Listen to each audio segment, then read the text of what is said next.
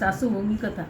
કનકપુર નામે એક ગામ, તે નદી કિનારે આવેલું હતું. તેમાં મણિબેન તેમના દીકરા બહુ સાથે રહે. સવાર પડતા દીકરો ખેતરો જાય, દીકરીને ઘરનું બધું કામકાજ કરે. મણિબેન આખો દિવસ નવરા એટલે આજુબાજુ પડોશમાં જઈને વાતો કરે, ઘર બેઠા પાડોશીને બોલાવી ગપ્પા હાંક્યા કરે. આમ આખો દિવસ પૂરો કરે. તેને ધર્મ ધ્યાનમાં બહુ રસ હતો ને ગપ્પા મારવામાં વાતો કરવાથી એકા હતા. તેમના દીકરાની વહુનું નામ મેના હતું. મેના ઓછું બોલતી, ઘરના કામકાજમાંથી ડૂબી રહેતી, સમય મળે ધર્મ ધ્યાન કરતી. એવામાં પુરુષોત્તમ માસ આવે. મણિબેને પુરુષોત્તમ માસનું વ્રત પણ નક્કી કર્યું. મારી સાસુ વ્રત કરે છે, મારું સાસુ વ્રત કરનાર છે, તે જાણી મેનાએ પણ વ્રત કરવા વિચાર્યું. પછી પણ સાસુને આ બાબત જણાવી. આથી મણિબેન ગુસ્સે થઈને છણકો કરીને બોલ્યા, મોટી જોઈ ભક્તાણી, ઘરમાં બેસી ધર્મ ધ્યાન કરો, નદીએ નાહવાની કોઈ જરૂર નથી. મેના સાસુની નારાજગી સમજી ગઈ. તે મૌન રહી. તેણે મનોમન વ્રત કરવાનો સંકલ્પ કર્યો.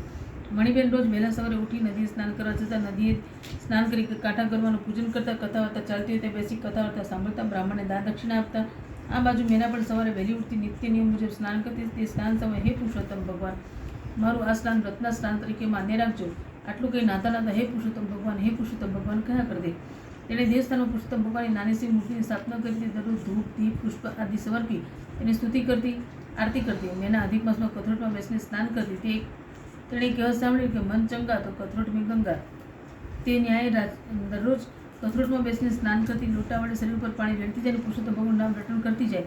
એક દિવસ મણિબેન નદીએ સ્નાન કરવા ગયેલા. ત્યાં નારદનંદા તેમની કાનની ચૂની પાણીમાં પડી ગઈ. તે ચૂની શોધવામાં તેણે ઘણી મથામણ કરી, પણ કંઈ હાથ લાગી નહીં. છેવટે કંટાળી નિરાશ વધીને ઘરે આવ્યા. હવે બન્યું કે મેના કથરોટમાં બેસીને નાહી રહી હતી, ત્યાંથી તેની નજર કાનની ચૂની પર પડી.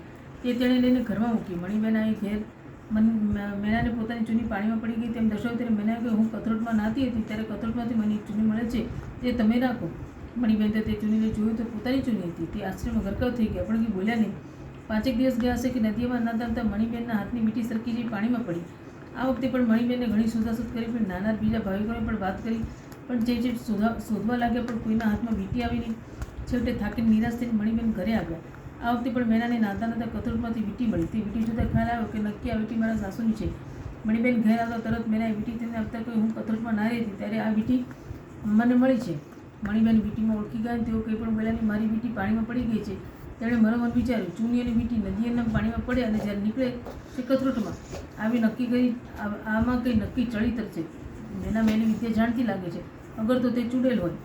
આના વગર આમ બની શકે નહીં. મણિબેનના મનમાં ગભરાટ વાગતો. આ બહુ અમારું ધનુષ્ય કાઢી નાખશે, અમને શાંતિથી જીવવા નહીં દે.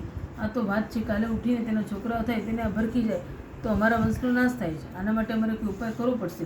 પુરુષોત્તમ માસ પૂરાય તો પછી તેની વાત સાંજે તેનો દીકરો ખેતરે તે મણિબેને તે મીઠું મરચું ભવરાને બંને પ્રસંગની વાત કરી. દીકરો સમજ્યો હતો. તે કંઈ બોલ્યો નહીં. આગળ જોયું જે તેમ થશે તેવું તેણે મનમાં વિચાર્યું. પુરુષોત્તમ માસ પૂરો થતાં મણિબેને ઉજવણ કર્યું. તેમણે યજ્ઞ કરાવ્યો. તેમાં ઘણા બ્રાહ્મણો વ્રત કરાવ્યા અને સગા સંબંધ નોતર્યા. યજ્ઞ પૂરો થતાં યજ્ઞમાં શ્રીફળ હોમવામાં આવ્યું કે તરત એક ગીબી અવાજ આવ્યો, હે મણિબેન, તમે બધાએ મારું પુરુષોત્તમ માસનું વ્રત કર્યું, યજ્ઞ કર્યો, દાન દક્ષિણા આપી મને સંતોષવાનો પ્રયત્ન કર્યો છે, તે ઠીક છે, પણ આખા ગામમાં શ્રેષ્ઠમાં શ્રેષ્ઠ તમારી દીકરીની બહુ મહેનત કર્યું છે. તેણે મારી પૂર્ણ શ્રદ્ધા ભક્તિ કરી છે, તેનાથી હું સંતુષ્ટ થયો છું. હું તેને આશીર્વાદ આપું છું, તેનું કલ્યાણ થશે. આટલું બોલી ગેબી અવાજ બંધ થયો. યજ્ઞમાં આવનાર બધાએ મેળાના ઘણા વખાણ કર્યા. મણિબેન પણ સાચી વાત સમજાઈ ગઈ. બોલો પુરુષોત્તમ ભગવાન કી જય. કૃષ્ણ કનૈયા લાલ કી જય. અચ્યુતમ કેશવમ શ્રી રામ નારાયણમ શ્રી કૃષ્ણ દામોદરમ શ્રી વાસુદેવમ હરે શ્રીધરમ માધવમ શ્રી ગોપિકા વલ્લભમ શ્રી જાનકી નાયકમ શ્રી રામચંદ્રમ હરે. રામ કૃષ્ણ દેવ કી જય. કૃષ્ણ કનૈયા લાલ કી જય.